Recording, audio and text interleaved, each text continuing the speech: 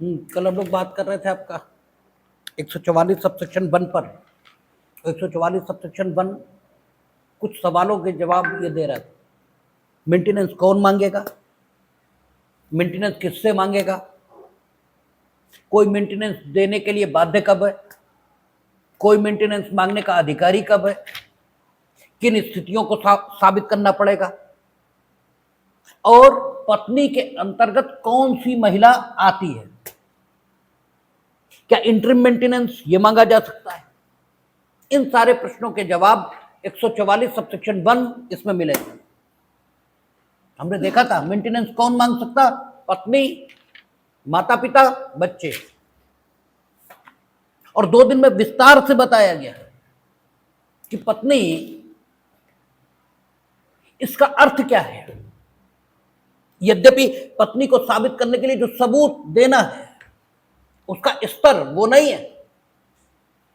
जब जो द्विविवाह के आरोप पर व्यक्ति का अभियोजन किए जाने की दशा में पत्नी की स्थिति को साबित करने के लिए देना पड़ेगा, स्तर वो नहीं है। लेकिन फिर भी यहां पत्नी का अर्थ लीगली वेडेड वाइफ से, और ये जो निष्कर्ष निकला था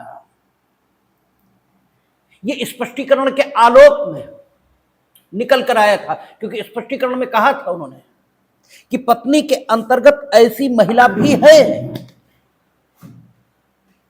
जिसका अपने पति से विवाह विच्छेद ये हो चुका है। इसका अर्थ ही है कि 125 सबसेक्शन 1 पत्नी लीगली वेडेड मान रहा है।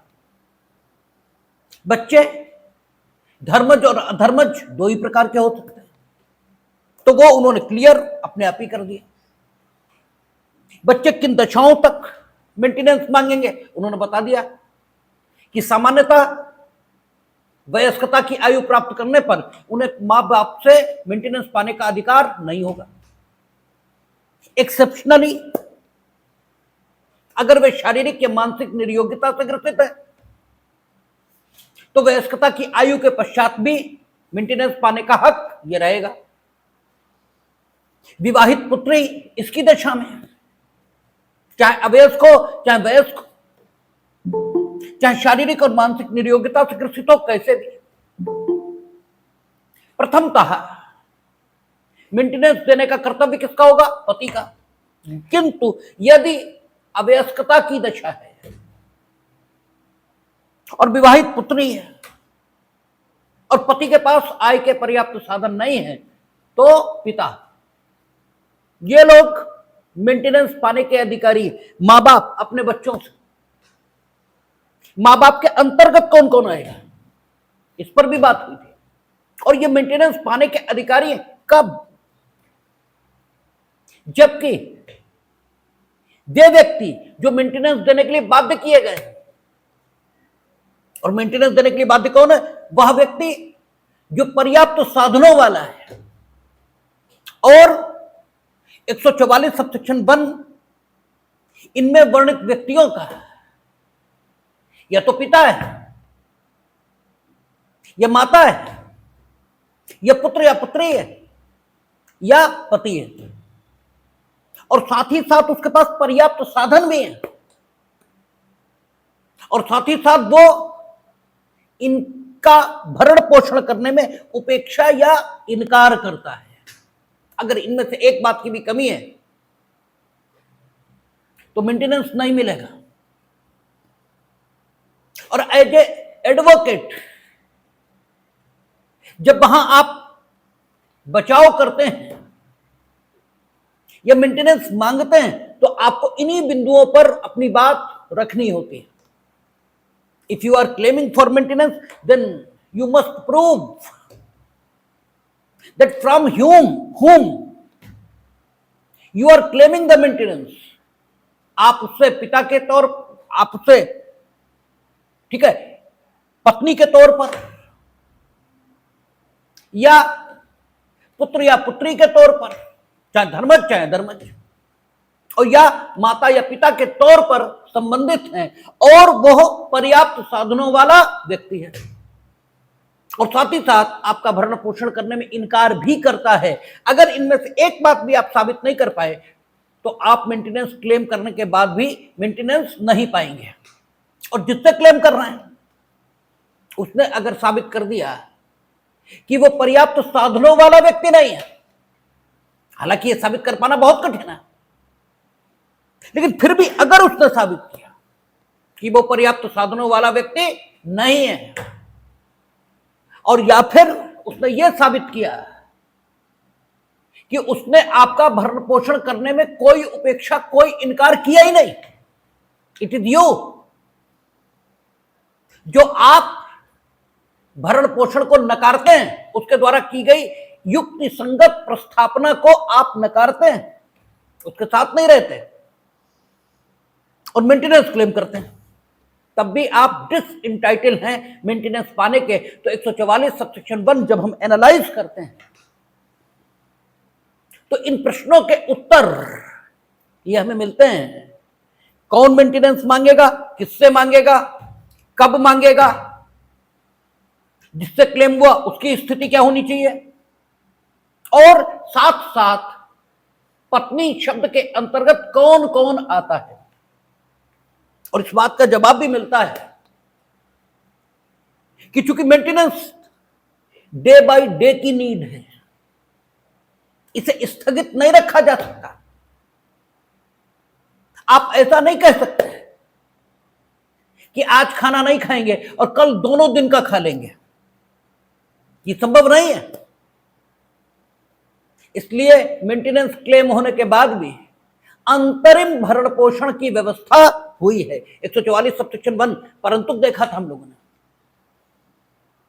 और फिर आगे परंतु में उसने कहा था कि जो अंतरिम भरण पोषण प्राप्त करने के लिए आवेदन दिया जाएगा, उस आवेदन दिए जाने की सूचना संबंधित व्यक्ति पर तामील होने के 60 दिन के भीतर अंतरिम भरण पोषण संबंधी आवेदन का निस्तारण किया जाएगा। यहां तक बात हो गई थी।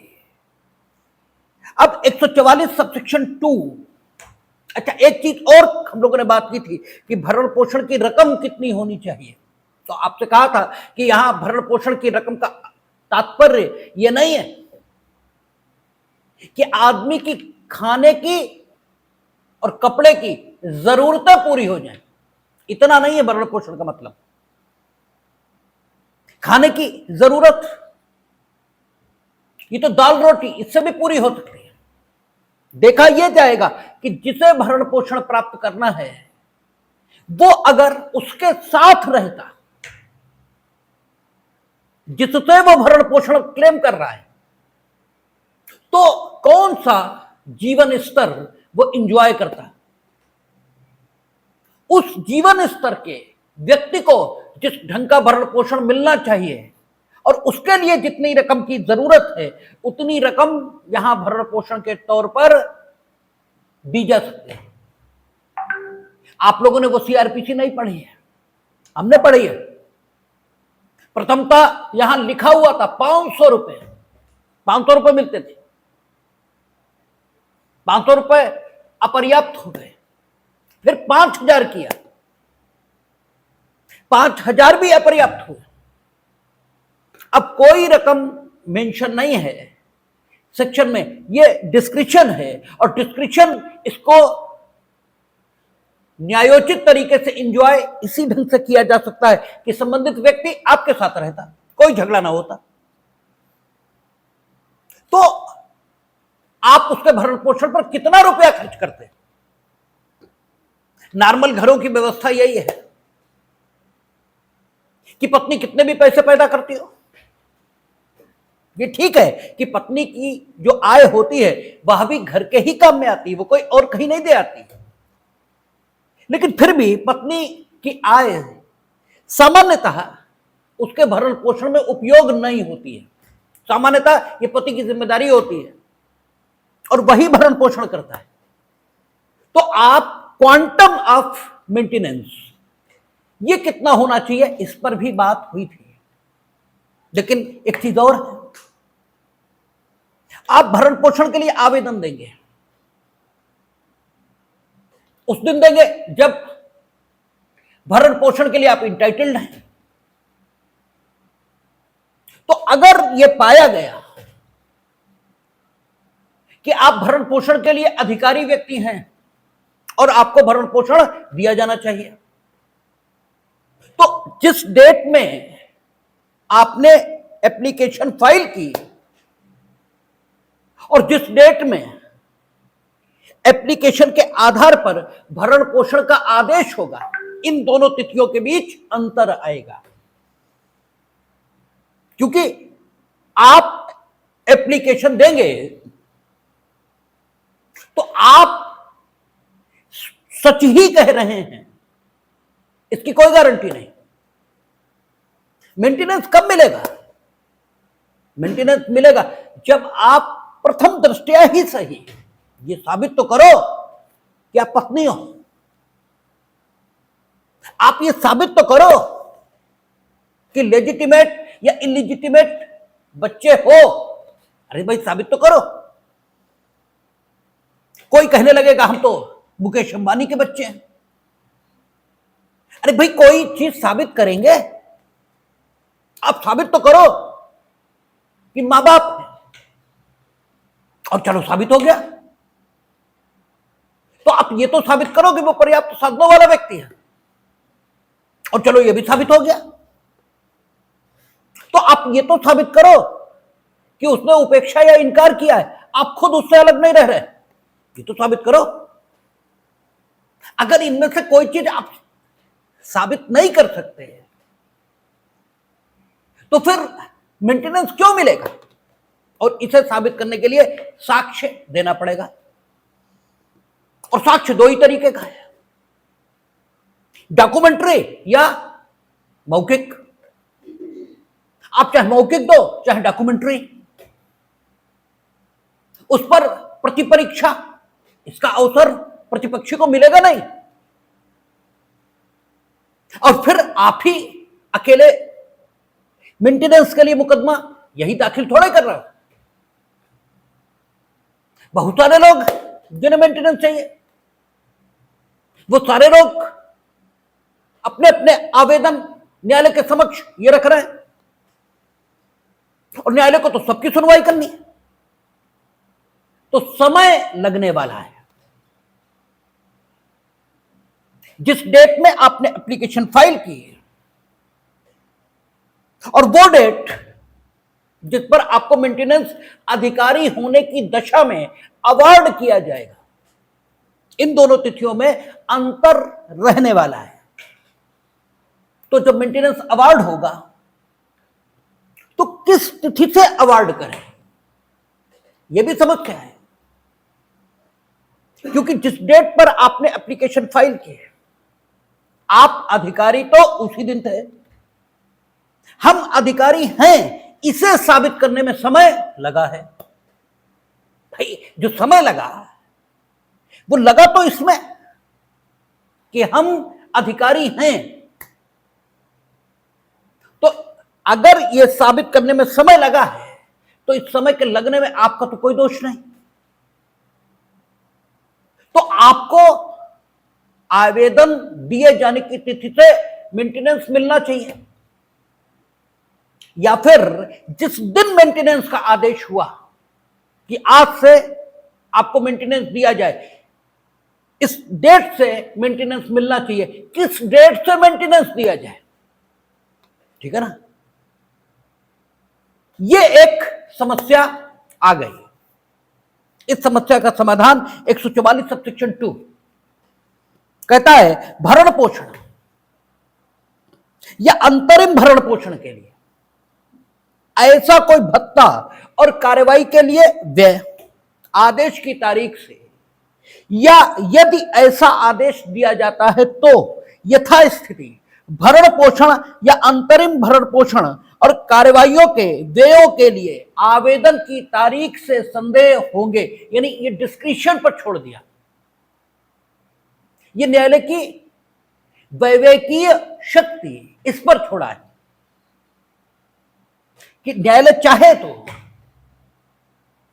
अंतरिम भरण पोषण या नियमित भरण पोषण और कार्रवाइयों के व्यय, ये सारा कुछ उस डेट से दिलवा दे जिस डेट को आवेदन दिया गया, और या फिर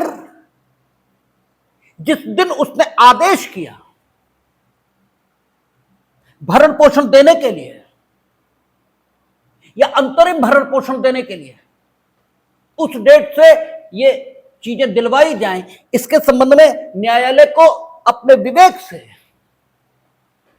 आदेश देने की ताकत 144 सबसेक्शन 2 के मुताबिक दी गई है। और फिर न्यायालय जिस डेट से आदेश देगा उस डेट से वे संदेह हुए समझे जाएंगे। संदेह की अंग्रेजी क्या होती है? ड्यू हुए समझे जाएंगे। अगर उन्होंने कह दिया आवेदन की तिथि से देना है, आवेदन दिया गया आपका जनवरी में और फैसला हुआ, फैसला मीनिंग देयर बाय आदेश उन्होंने दिया जून में, तो आदेश की तिथि से संदेह हो गया ना। यानी जिस डेट में वो आदेश करेंगे उस डेट पर 6 महीने का भरण पोषण बकाया हो जाएगा, वो एरियर होगा भरण पोषण का, क्योंकि आदेश की तारीख से संदेह हो गया। और यह भी हो सकता है कि वो कहें कि आज हम भरण पोषण का आदेश दे रहे हैं, आज से संदेह होगा, तो आज से संदेह होगा मीनिंग देयर बाय 1 महीने बाद, जब 1 महीना गुजर जाएगा तो पिछले महीने का संदेह होगा, यानी अप्रैल में मार्च का ड्यू होगा, क्योंकि अप्रैल का जो ड्यू होगा वो तो मई में होगा, ठीक है ना। तो जो ड्यू होगा जाकर वो 1 महीने बाद ड्यू होगा। तो इसके संबंध में आदेश पारित करने की ताकत 144 सबसेक्शन 2 के मुताबिक न्यायालय के पास है। और आप जानते हैं कि न्यायालय को अगर कोई वैविकीय अधिकार दिया है तो इसका मतलब यह नहीं हुआ वो सम्राट हो गए कि वो जो चाहे करें। जहां भी वैवेकीय शक्तियां दी हैं वहां उच्चतम न्यायालय ने विवेक को मार्गदर्शित करने के लिए सिद्धांत केस लॉ के माध्यम से दिए हैं, और इन्हीं बिंदुओं पर केस लॉ दिए जाते हैं। यहां यह नहीं बताया विधायिका ने कि किन दशाओं में आप आवेदन दिए जाने के दिनांक से भरण पोषण दें और किन दशाओं में आप आदेश दिए जाने के दिन से, ठीक है, भरण पोषण भुगतान का आदेश दें, ये बताया नहीं। और चूंकि नहीं बताया इसलिए इस बिंदु पर निर्णय विधि यानी केस लॉ ये दिया जाता है। और इस बिंदु पर जो निर्णय विधि है वो ये कहती है कि अगर इंटरिम मेंटेनेंस नहीं दिया गया, किसी भी कारण से फाइल नहीं हुआ, दिया नहीं गया, क्योंकि इंटरिम मेंटेनेंस दिया जाएगा ये नहीं लिखा है, ये लिखा है आवेदन का निस्तारण किया जाएगा। आवेदन का निस्तारण, और आवेदन का निस्तारण आपके पक्ष में हो सकता है, आपके विपक्ष में हो सकता है। आपने एप्लीकेशन दी, खारिज हो गए, लेकिन बाद में आप इंटाइटल पाए गए। जिस समय अंतरिम भरण पोषण के आवेदन का निस्तारण होना था उस समय उतना सबूत आ ही नहीं पाया, दे ही नहीं पाए कि हम पत्नी हैं, बच्चे हैं, कुछ पता ही नहीं लग पाया। 7 दिन में निस्तारण करना था, निस्तारण हुआ और होने की दशा में रिजेक्ट हो गई एप्लीकेशन। तो फिर जब फाइनल ऑर्डर होंगे तो आवेदन की तारीख से मेंटेनेंस दिया जाए ऐसा आदेश आना चाहिए। और जब इंटरिम मेंटेनेंस दिए गए तो आदेश की तारीख से भरण पोषण संदेह किया जाए ऐसा उच्चतम न्यायालय ने इस बिंदु पर निर्धारित किया। तो 144 सबसेक्शन 1 और 144 सबसेक्शन 2 ये बता रहा है कि भरण पोषण ये किस डेट से मिलेगा। अब 144 सबसेक्शन 3, क्योंकि अगर कोई अनुतोष न हो, किसी को कोई अधिकार दिया गया कि you will have the right,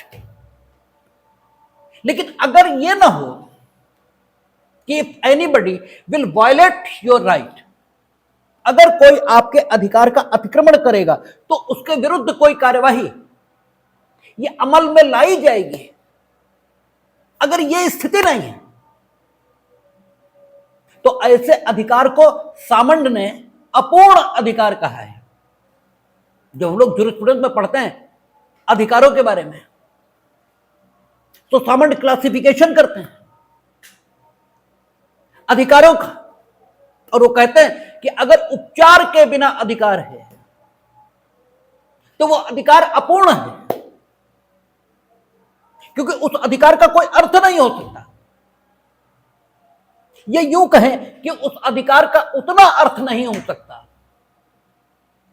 जितना पूर्ण अधिकार का होगा, क्योंकि कुछ अर्थ तो होता है। जैसे हमने आपसे पैसा उधार लिया, आपने हमसे पैसा मांगा, हमने देने से इनकार कर दिया, तो आपको 3 वर्ष के भीतर,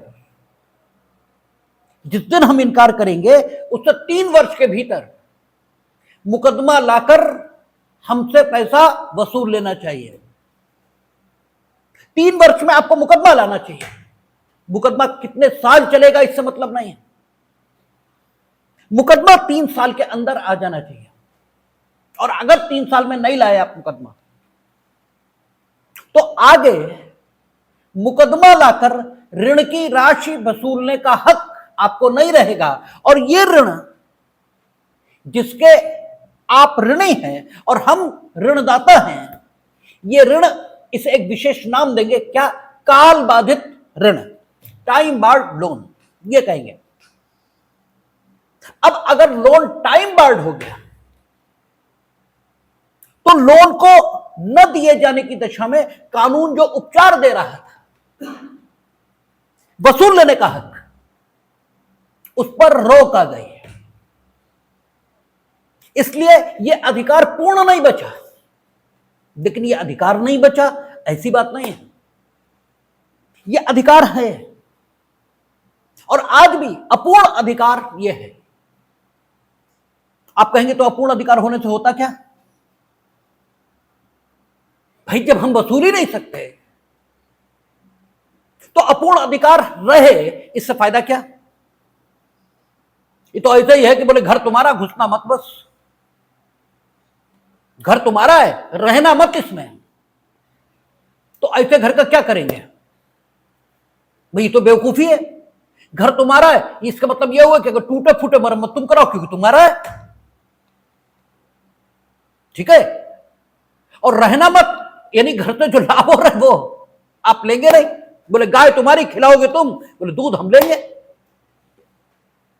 तो इसका तो कोई अर्थ नहीं हुआ। लेकिन नहीं, इसका अर्थ है,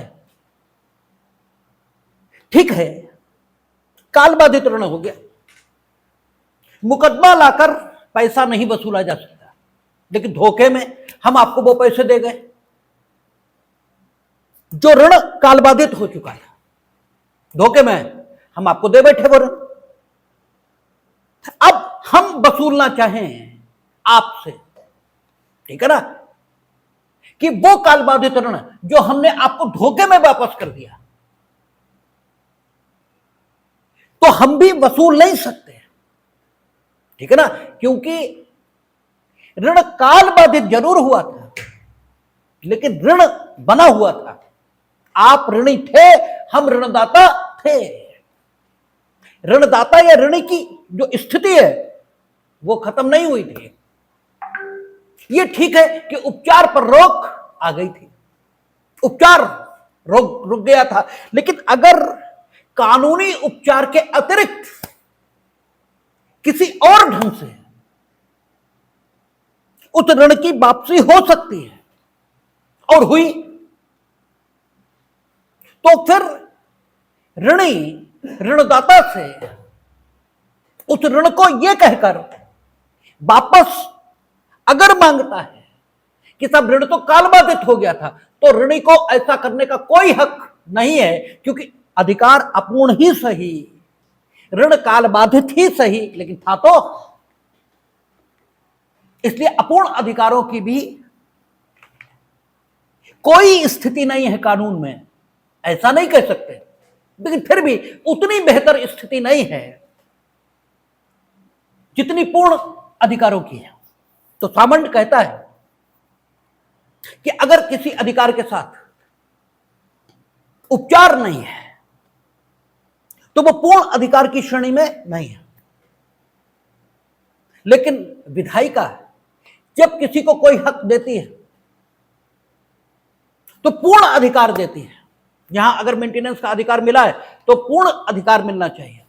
ठीक है, मेंटेनेंस का ऑर्डर हो गया तो क्या ऑर्डर उड़ के जाएगा और उसके घर से मेंटेनेंस उठा के ले आएगा? तो होगा नहीं।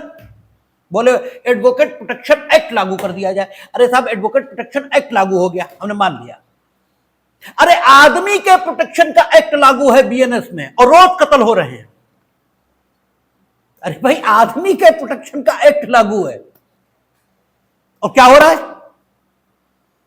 तो एडवोकेट प्रोटेक्शन एक्ट की किताब उड़कर जाएगी और कोई वकील को अगर परेशान कर रहा होगा तो उसके खोपड़ी में घुस जाएगी। क्या होगा भाई? अरे भाई, हमें समझाओ तो क्या होगा? अजीब बेवकूफी की मांगे हैं, अजीब मूर्खता की मांगे हैं। और आप इसे मॉस हिस्टीरिया बोलते हैं। ये मॉस हिस्टीरिया है कि वो कह रहे एडवोकेट प्रोटेक्शन एक्ट लागू, हम भी कह रहे हैं। हम तो पूछो क्यों लागू हो? बोले हमें क्या मालूम क्यों लागू हो। हम पूछो कि अच्छा भाई क्या हो जाएगा? अरे भाई, ज्यादा से ज्यादा जैसे कंटेम्प्ट ऑफ कोर्ट है, लोग पता नहीं कितना घबराते हैं कंटेम्प्ट ऑफ कोर्ट। अरे कत्ल में तुम्हें आजीवन कारावास, कंटेम्प्ट ऑफ कोर्ट में 6 महीने। अगर तुमने जज साहब को उठा दे मारा तो क्या कर लोगे भाई? कंटेम्प्ट ऑफ कोर्ट में 6 महीने तुम भेजोगे, भेज दो।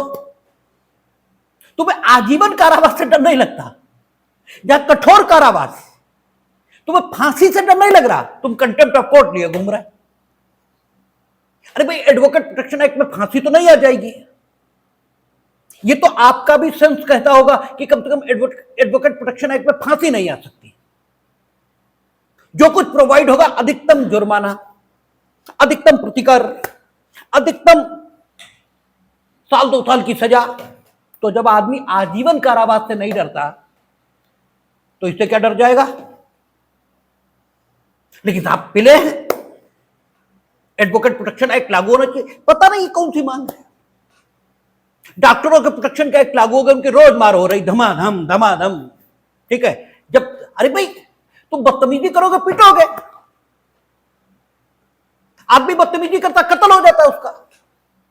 हालांकि बिना बदतमीजी के भी होता है, बदतमीज भी कत्ल कर रहे हैं, लेकिन यह भी ठीक है कि बदतमीजी पर भी हो रहा है। तो आप बदतमीजी करेंगे, बिल्कुल होगा, नहीं करेंगे नहीं होगा।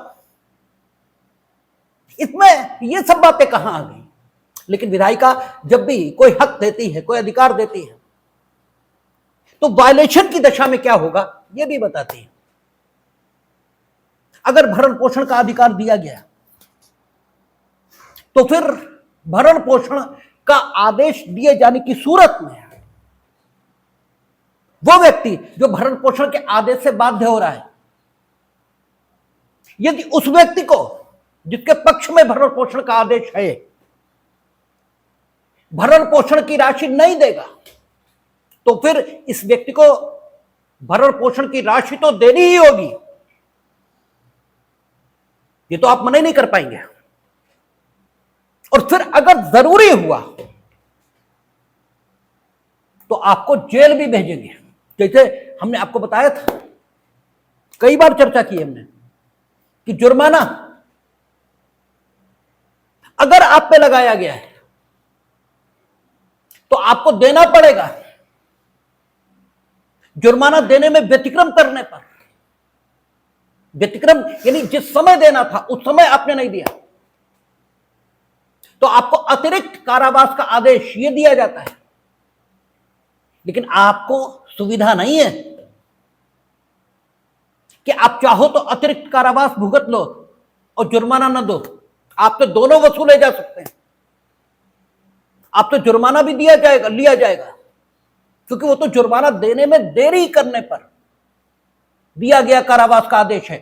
आप वो भी भुगतेंगे और उसके बाद जुर्माना, इसकी धनराशि भी आपसे वसूली जाएगी। और ये प्रक्रिया जुर्माने की धनराशि वसूलने की कहां दी गई? पिछली सीआरपीसी में धारा 421 और वर्तमान में 461, वर्तमान में 461 बीएनएसएस, वहां बताया गया है कि जुर्माना न देने की सूरत में आपसे जुर्माने की राशि किस किस प्रकार वसूली जा सकती है। तो कोई स्वीट विल नहीं है आपकी, और साथ साथ आप वो अतिरिक्त कारावास भी भुगतेंगे जो जुर्माना देने पर आपने देरी की। यानी आप स्वतंत्र नहीं है, आप कानून द्वारा आदेशित काम अगर समय पर नहीं करेंगे तो आपको समय पर काम न करने के लिए दंडित ये तो किया ही जाएगा, और साथ ही साथ आपसे काम करवाया भी जाएगा। दोनों काम होंगे। कानून की यही विशेषता है कि वो आपसे काम भी करवाएगा और दंड भी देगा। दोनों काम होंगे। जिसे सामान्य भाषा में कहते हैं कि प्याज भी खाया और जूते भी खाए। दोनों काम आपको करने होंगे। ठीक है, आपने बचपन में कथा सुनी होगी कि एक व्यक्ति से कहा गया कि या तो 1 किलो प्याज खाओ, 2 किलो प्याज खाओ, और नहीं तो 20 जूते खाओ। उन्होंने कहा नहीं, पहले हम प्याज खा लेंगे। प्याज खाए तो आंखों में आंसू, बोले हम जूते खा लेंगे। फिर उन्होंने जूते भी खाए, प्याज भी खाए, दोनों काम हुए। तो यही होगा, वो दोनों काम करने पड़ेंगे। इसीलिए क्या क्या हो सकता है? भरण पोषण का आदेश दिए जाने के बाद यदि आप भरण पोषण नहीं देंगे, ये कहां बताया? 125(3). लेकिन एक चीज है, कानून उसी की सहायता करता है जो जागरूक होकर कानून की सहायता समय में मांगने आएगा। समय, टाइम लिमिट हर चीज की निर्धारित की जाएगी। क्यों निर्धारित की जाएगी? क्योंकि यह सामान्य अनुभव का विषय है। यह सामान्य अनुभव का विषय है कि अगर किसी चीज से आपको तकलीफ है तो वो काम जैसे ही होगा वैसे ही आप चिल्लाना शुरू करोगे। ठीक है ना? अगर किसी काम से आपको परेशानी है तो वो काम जैसे ही होगा वैसे ही आप चिल्लाना शुरू करोगे। हमने आपको बहुत बार बताया, सीपीसी, सीआरपीसी सब जगह प्रक्रिया विधियों में लिखा रहता है कि यदि प्रतिपक्षी पर प्रतिकूल प्रभाव कारित न हो, या प्रतिपक्षी पर प्रतिकूल प्रभाव कारित न हुआ हो, या प्रतिपक्षी के साथ अन्याय न हो, तो यह काम किया जा सकता है। तो यह कैसे जाना जाए कि अन्याय होगा या नहीं? तो हमेशा यह देखा जाता है कि जब पहली बार वो गलती हुई तो क्या आपने शिकायत की थी?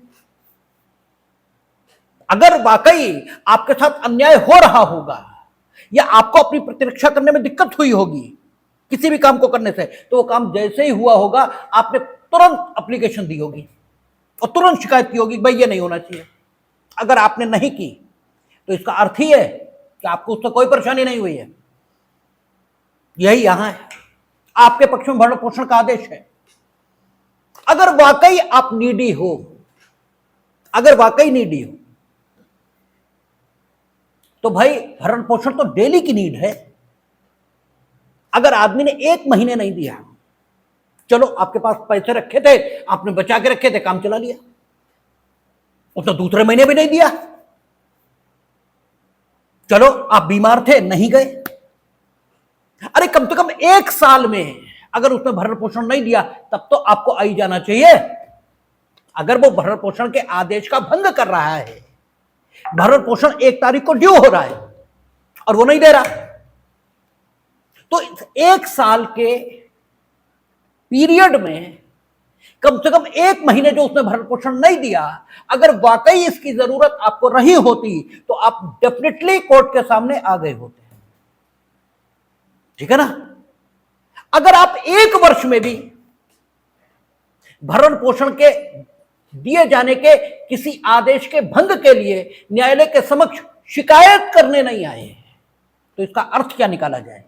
इसका अर्थ यह निकाला जाए कि आपको भरण पोषण की धनराशि उन महीनों में, जिन महीनों में नहीं दी गई, जरूरत ही नहीं थी। इससे यही निष्कर्ष निकलना चाहिए। भाई ये निष्कर्ष युक्ति संगत है। ये प्रोविजन इसलिए नहीं बनाए गए कि पति ने शादी करके कोई गलती की या कोई अपराध किया, इसलिए नहीं बने।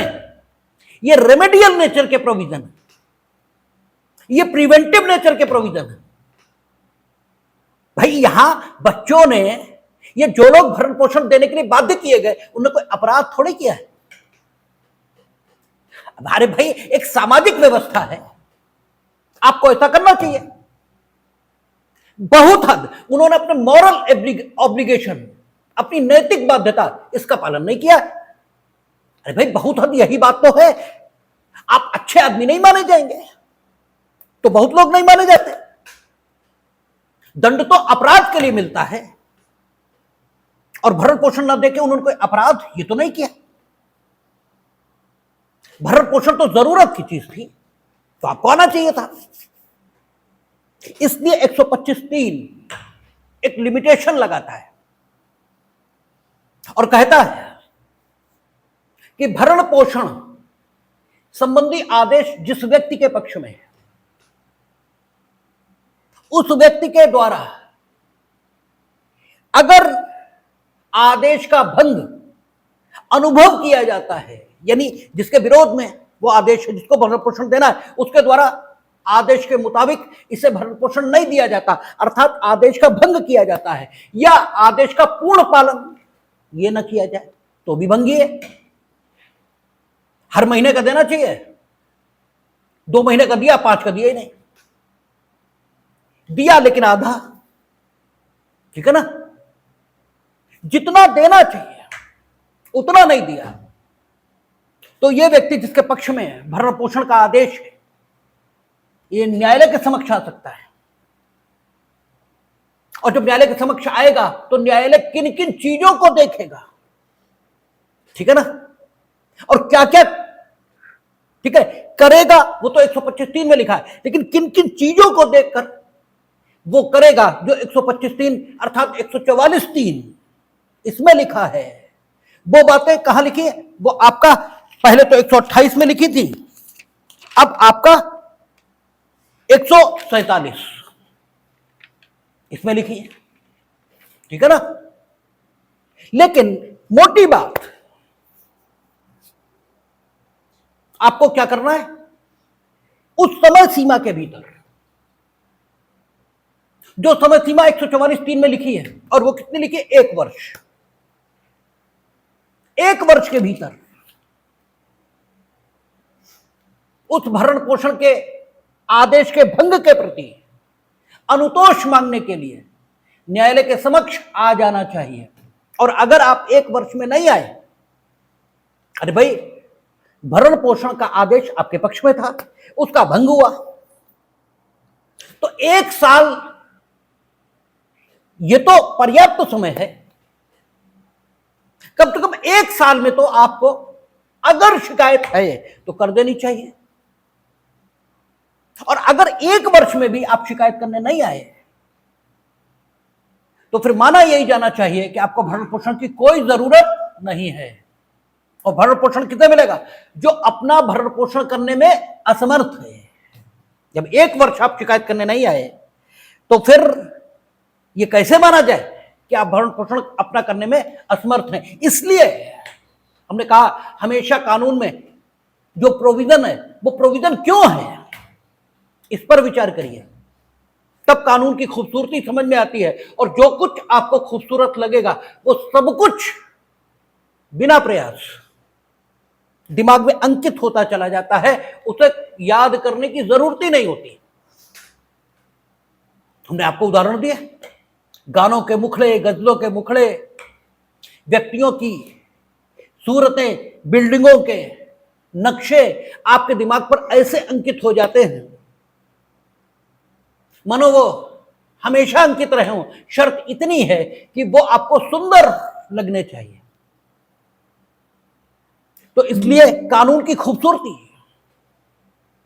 उसको देखना चाहिए। तो 125(3) जो कि अब 144(3) है, वो ये कहता है कि 1 वर्ष की समय सीमा, अगर भरण पोषण के आदेश का भंग हुआ तो आप 1 वर्ष की समय सीमा में आ जाएंगे, और यदि नहीं आए तो फिर आदेश के उस भंग के लिए जिसे हुए 1 वर्ष से अधिक व्यतीत हो गया, उस भंग के लिए आपको वो अनुतोष नहीं मिलेगा जो 144(3) में वर्णित है। लेकिन इसका अर्थ ये नहीं है कि जिस भंग को हुए अभी 1 वर्ष नहीं हुआ है उसके लिए भी वो अनुतोष नहीं मिलेगा। उसके लिए मिलेगा, क्योंकि भरण पोषण का आदेश ताजिंदगी के लिए है।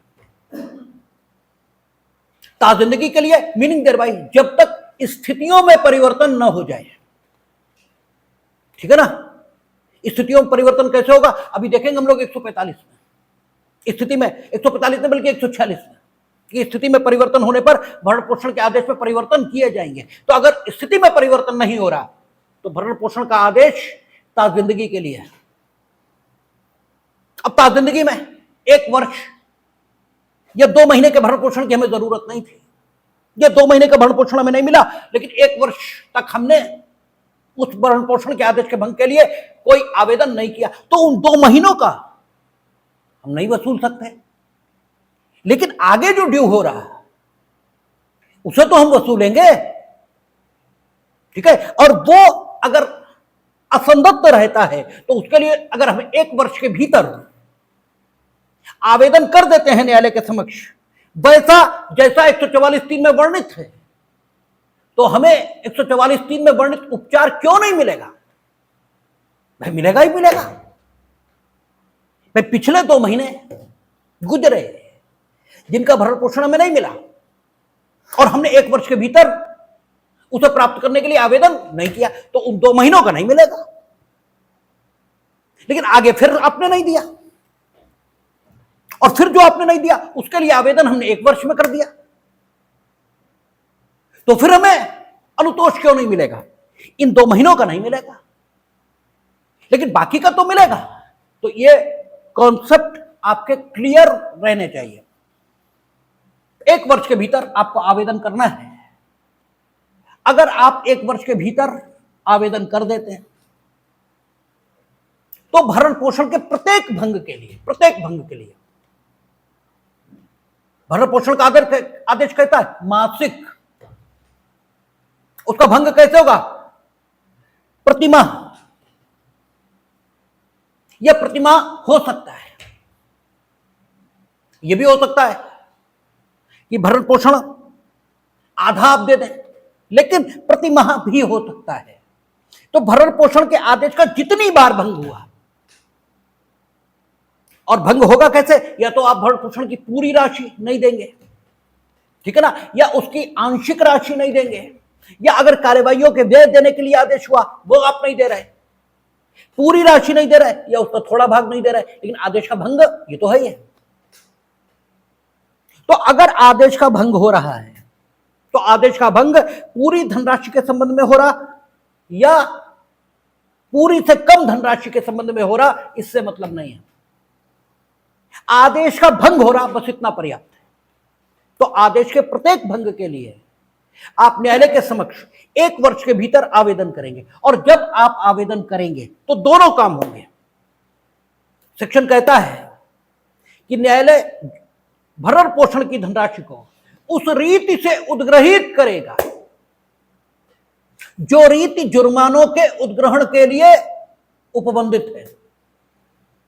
और जुर्मानों के उद्ग्रहण के लिए जो रीति उपबंधित है वो पहले सीआरपीसी में 421 में थी, अब 461 में है। और वहां कहता है कि अगर जुर्माने आपने नहीं दिए तो आपकी चल संपत्ति, इसकी कुर्की और विक्रय के लिए आदेश दिया जाएगा, और अचल संपत्ति इसके संबंध में आरसी जारी की जाएगी, और संबंधित जिले के कलेक्टर को आरसी भेजकर आपकी अचल संपत्ति की विक्रय, अचल संपत्ति बेच दी जाएगी और उसमें से जुर्माना वसूला जाएगा। तो भरण पोषण की धनराशि भी ऐसे ही वसूली जाएगी। जो रीति जुर्मानों के उद्ग्रहण के लिए उपबंधित है, वो रीति इस्तेमाल में लाई जाएगी नहीं, लाई जा सकती है।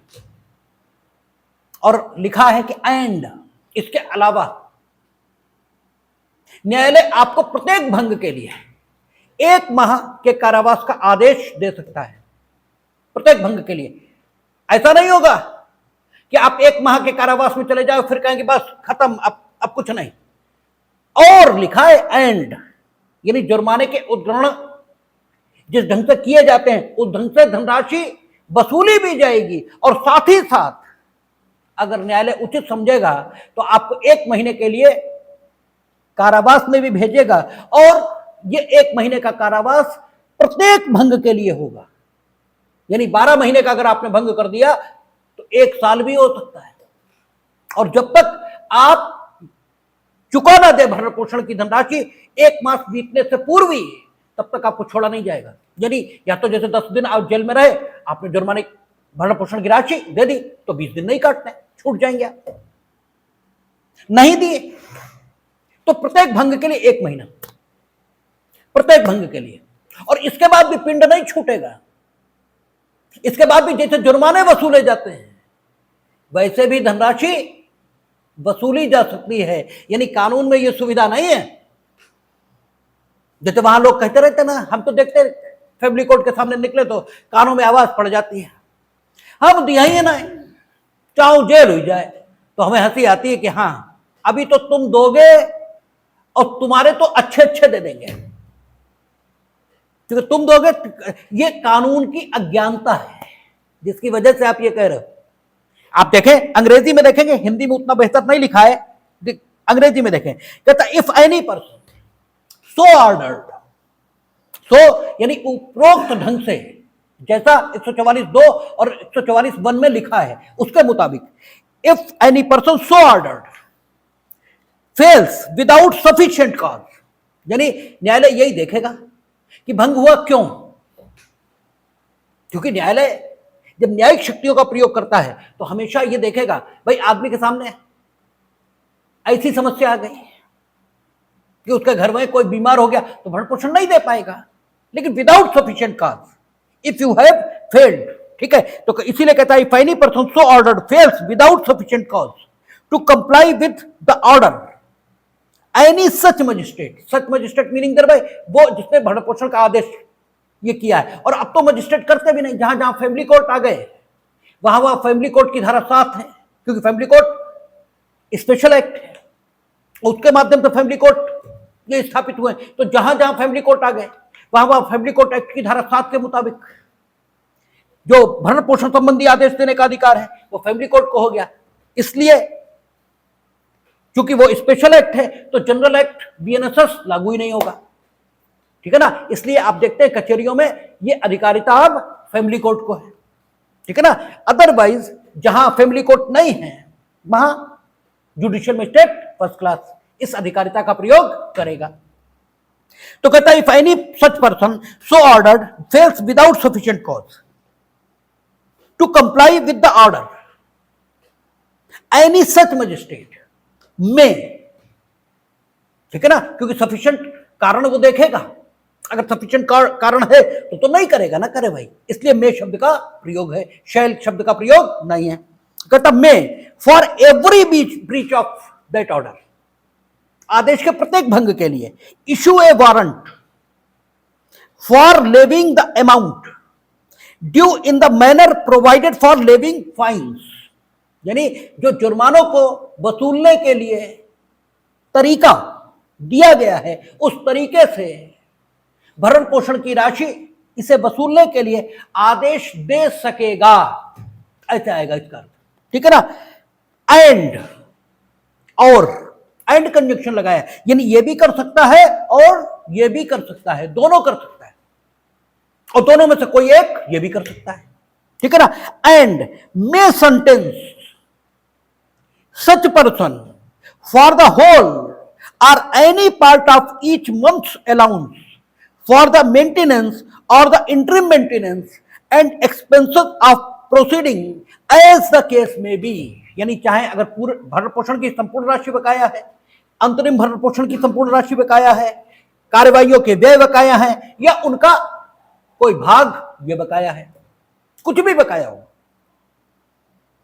तो उपरोक्त कार्यवाही यानी जुर्मानों के उद्ग्रहण जिस ढंग से किए जाते हैं उस ढंग से कार्यवाही करके पैसा वसूलना ये भी कर सकता है, और साथ ही साथ ये भी कर सकता है कि प्रत्येक भंग के लिए 1 मास का कारावास ये अधिनिर्णित कर दे, दोनों में से एक काम करे, ये भी कर सकता है, ठीक है ना, क्योंकि सफिशिएंट कॉज, अच्छा कारण था लेकिन इतना कारण नहीं था कि आप पूरी राशि ना देते, थोड़ी देते तो ठीक है वसूल लेंगे, लेकिन कुछ तो था, जेल नहीं भेजेंगे, ठीक है ना। तो ये मजिस्ट्रेट को न्यायिक शक्तियां दी गई हैं, उसका उपयोग उस ढंग से किया जाएगा। तो कहता है कि एज द केस में भी remaining unpaid after the execution of the warrant to imprisonment for a term which में एक्सटेंड टू 1 month और until payment if sooner made, या तो 1 महीने तक जेल में रहेंगे आप, और या अगर उससे पहले दे दिया जाता है तो आप जेल से छोड़ भी दिए जाएंगे। लेकिन जेल जाने का कोई संबंध इससे नहीं है कि जो आप भरण पोषण नहीं देंगे, वो तो देना ही पड़ेगा, वो तो देना ही पड़ेगा, वो नहीं बच सकता। प्रोवाइडेड दैट, अब हिंदी पढ़ना है, अब कोई दिक्कत नहीं है, परंतु इस धारा के अधीन दे किसी रकम की वसूली के लिए कोई वारंट तब तक जारी नहीं किया जाएगा जब तक उस रकम को उद्ग्रहित करने के लिए उस तारीख से जिसको वह दे हुई 1 वर्ष की अवधि के अंदर न्यायालय से आवेदन नहीं किया जाता। यानी जिस दिन भंग हुआ किसी भी आदेश का, 1 महीने का आपको मेंटेनेंस नहीं मिला, भंग हो गया, 1 महीने का पूरा मेंटेनेंस नहीं मिला, भंग हो गया, जिस डेट पे भंग हुआ उससे 1 साल के अंदर आप इस भंग के लिए अनुतोष प्राप्त करने हेतु तो आवेदन न्यायालय के समक्ष प्रस्तुत करो, अन्यथा 1 वर्ष बीतने के बाद आप यह आवेदन न्यायालय के समक्ष प्रस्तुत नहीं कर पाएंगे, ठीक है ना। आगे कहता परंतु यह और की, यदि ऐसा व्यक्ति, ठीक है, जब 144 वन की पोजीशन थी वो उपेक्षा और इनकार कर रहा था, ठीक है भाई, होता है, लेकिन रिश्तों में सुधार, व्यक्तियों में सुधार, ये तो कभी भी आ जाता है। बाद में वो स्थापना कर रहा है उस व्यक्ति से जिसके पक्ष में भरण पोषण का आदेश कि आप हमारे साथ रहिए और हम आपका भरण पोषण करेंगे, और फिर भी यह व्यक्ति इनकार कर रहा है, तो फिर इनकार के कारण देखे जाएंगे, ठीक है ना। अगर इनकार के कारण ठीक है तब तो कोई दिक्कत नहीं, तब तो आपको भरण पोषण देना पड़ेगा, लेकिन अगर इनकार के कारण ठीक नहीं है, ठीक है ना, और इसलिए उसने भरण पोषण नहीं दिया और उसके भरण पोषण न देने पर तुम 144(3) का आवेदन लेकर आ गए, ठीक है, तो उसके खिलाफ कार्रवाई नहीं होगी, फिर हो सकता है भरण पोषण का आदेश ही रद्द कर दिया जाए, ठीक है ना। काम दोनों हो सकते हैं, वही बात है कि इन केस ऑफ नीड आपकी सहायता के लिए ये प्रोविजन बनाए गए हैं, इससे आपको राजा नहीं बनाया गया है, ठीक है ना, आप राजा नहीं हो गए, ठीक है। मान लिया 144 सबसेक्शन 1 की जो पोजीशन थी वो बदतमीजी कर रहा था, नहीं दे रहा था, लेकिन उसके बाद अकल आ गई और वो कह रहा है कि हमारे साथ रहो, आप ही नहीं रह रहे और इसलिए भरण पोषण का आदेश उसने पालन नहीं किया, तुम 144(3) में आ गए, तो उसे जेल भेजा जाए। यह जुर्मानों के उद्ग्रहण की रीति से उसके विरुद्ध भरण पोषण का जो पैसा है वो उद्ग्रहण करने के लिए कोई वारंट जारी किया जाए। इससे पहले यह भी देखा जाएगा कि अगर उसने प्रस्थापना की थी साथ रहने की और इस व्यक्ति ने इनकार किया जिसके पक्ष में भरण पोषण का आदेश है, तो यह भी देखा जाएगा ये इनकार क्यों कर रहा है, और अगर इसके इनकार के कारण युक्ति संगत नहीं पाए गए तो भरण पोषण संबंधी आदेश रद्द भी किया जा सकता है। कोई जरूरी नहीं है कि वो जेल ही जाएगा और सब उससे पैसे ही वसूले जाएंगे, क्योंकि ये कोई अपराध नहीं किया है उसने। ठीक है, तो यही परंतु में कह रहा है, परंतु ये और यदि ऐसा व्यक्ति किसके लिए आ रहा है? जिसके विरुद्ध भरण पोषण का आदेश है। यदि ऐसा व्यक्ति इस शर्त पर भरण पोषण करने की प्रस्तावना करता है कि उसकी पत्नी उसके साथ रहे, अच्छा केवल पत्नी के लिए, बच्चों के लिए नहीं है, माता पिता के लिए नहीं है, और वह पति के साथ रहने से इनकार करती है, तो ऐसा मजिस्ट्रेट उसके द्वारा कथित इनकार के किन्हीं आधारों पर विचार कर सकता है, और ऐसी प्रस्थापना के किए जाने पर भी वह इस धारा के अधीन आदेश दे सकता है यदि उसका समाधान हो जाता है कि ऐसा आदेश देने के लिए न्यायसंगत आधार है। यानी 125(1) इस परंतु से 125(1), 2, 3, 4 सब गवर्न हो रहे हैं।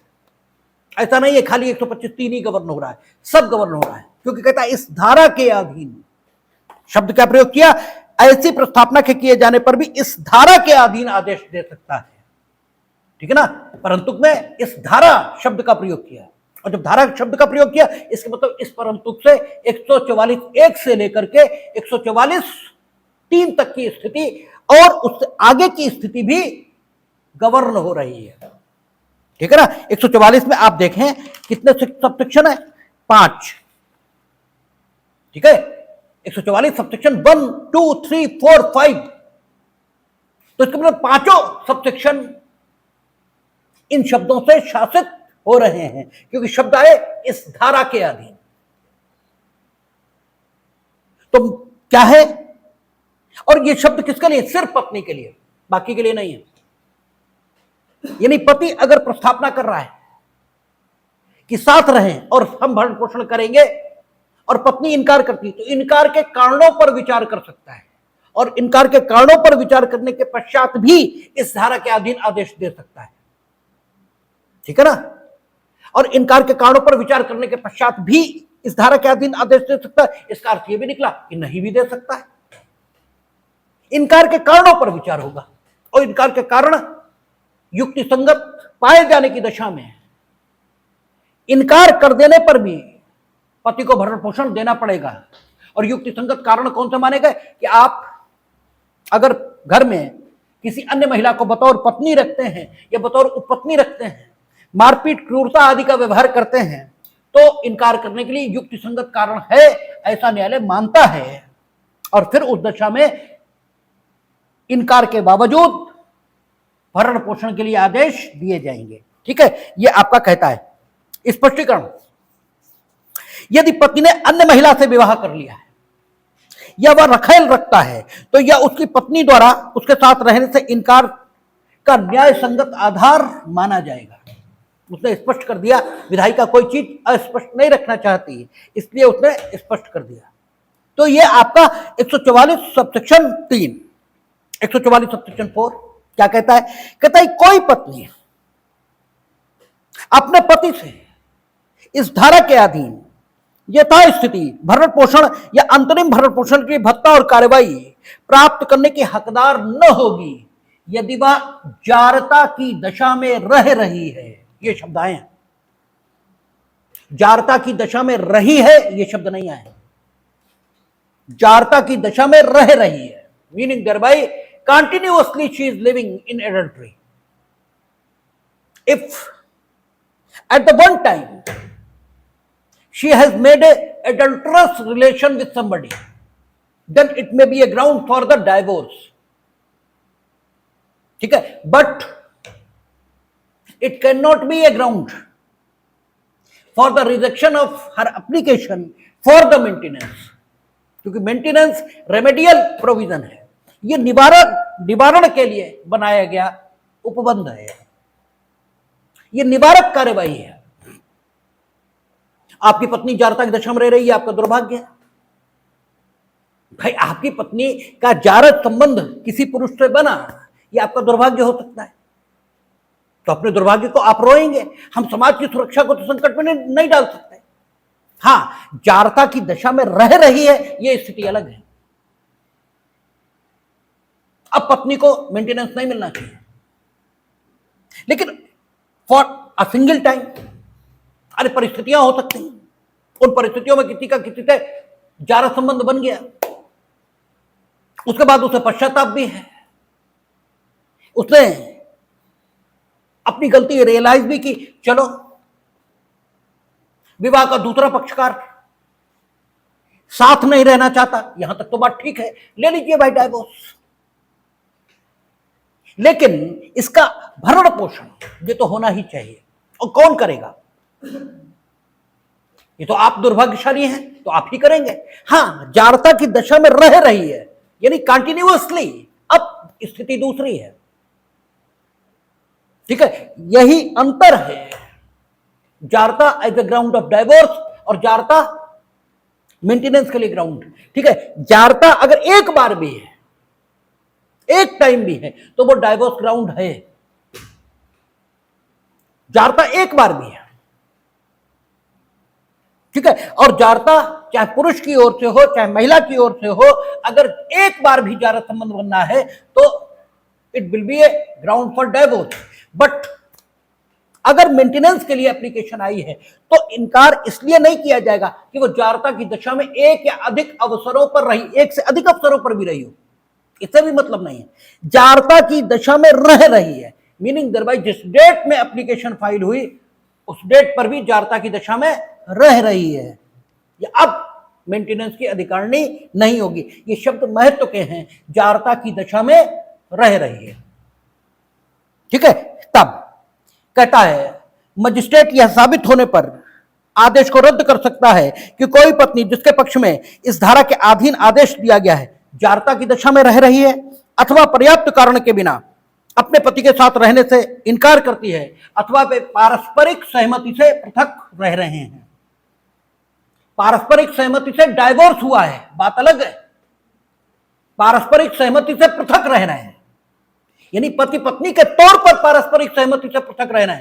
ये पारस्परिक सहमति के यानी पत्नी की भी सहमति है, पत्नी का स्टेटस होने के बावजूद वह अपने पति से सहमति बनाए हुए है और पृथक रह रही है, तो फिर जरूरत क्या है, फिर अपना अपना मेंटेनेंस खुद करो, ठीक है। और एक बार मेंटेनेंस मिल गया उसके बाद आपने जारता में रहना शुरू कर दिया तो भी ठीक है ना, तब भी तो मेंटेनेंस संबंधी आदेश को रद्द होना चाहिए, ठीक है ना। तो मजिस्ट्रेट तब इन दशाओं में परिवर्तन होने पर आदेश को रद्द भी कर सकेगा। तो ये 144 कंप्लीट हुआ, 145, 146, 147 कल हम लोग बात कर लेंगे और कल हमें उम्मीद है कि ये समाप्त हो जाएगा।